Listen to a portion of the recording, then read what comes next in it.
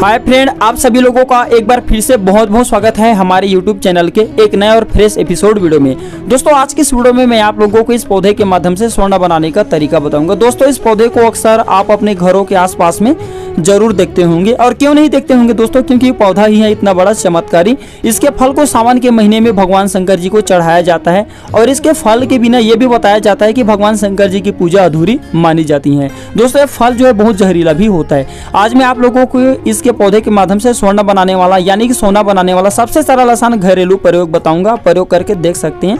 इसका प्रयोग आयुर्वेद में भी किया जाता है और इसका प्रयोग दोस्तों तंत्र में भी किया जाता है।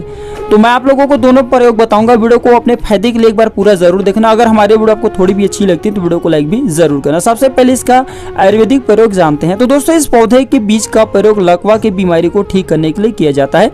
इसके जो बीज होता है दोस्तों, इसका तेल निकाल करके अगर लकवा ग्रस्त अंग पर मालिश किया जाए तो किसी भी प्रकार के जो लकवा की बीमारी होता है कुछ ही दिनों के भीतर में ठीक हो जाता है। साथ ही साथ इसके जो तेल होता है, इससे अगर आप गंजे सर पर मालिश करते हैं तो गंजे सर पर कितना भी पुराना गंजे जो सर हो वहां पे फिर से बाल आना छोटा छोटा शुरू हो जाते हैं। तो ये थे आयुर्वेदिक फायदे। आप जानते हैं इसके पौधे से किस तरह से सोना बनाया जाता है, यानी कि सोना निर्माण किया जाता है। तो दोस्तों, इसका जो बीज होता है ना, इसका तेल निकाला जाता है। आप इसका बीज का तेल निकाल सकते हैं, या इसके जो रस होता है दोस्तों, इसे भी आप निकाल सकते हैं। तो इसका बीज का रस या दोस्तों आप इसके रस का भी प्रयोग कर सकते हैं। ठीक है, दोनों का प्रयोग कर सकते हैं। पत्ते का रस निकाल सकते हैं या बीज का तेल निकाल सकते हैं। तो इसे क्या करना होता है, शुद्ध तांबे में डालना होता है डमरू यंत्र के साथ में। ठीक है, शुद्ध तांबे में जो इसके बीज का रस होता है, इसके जो रस होता है पत्ते का रस, इसे आपको शुद्ध तांबे में डालना होता है और 28 दिनों तक डमरू यंत्र में रख करके गर्म आंच पे पकाया जाता है। और मध्यम गर्म आंच पे पकाना, एकदम धीमी धीमी मध्यम गर्म आंच पे।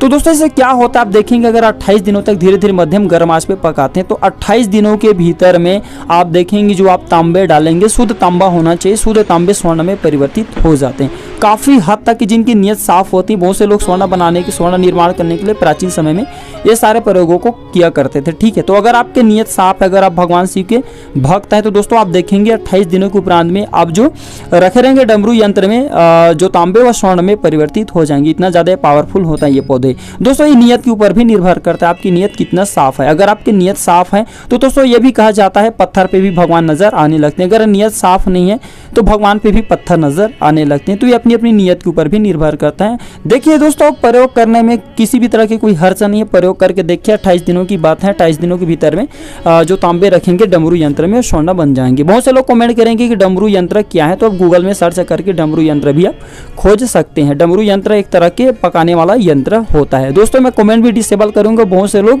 अनाप शनाप कमेंट करेंगे। वीडियो अच्छी लगी है, जानकारी अच्छी लगी है तो वीडियो को लाइक कीजिए, चैनल को सब्सक्राइब कीजिए। धन्यवाद।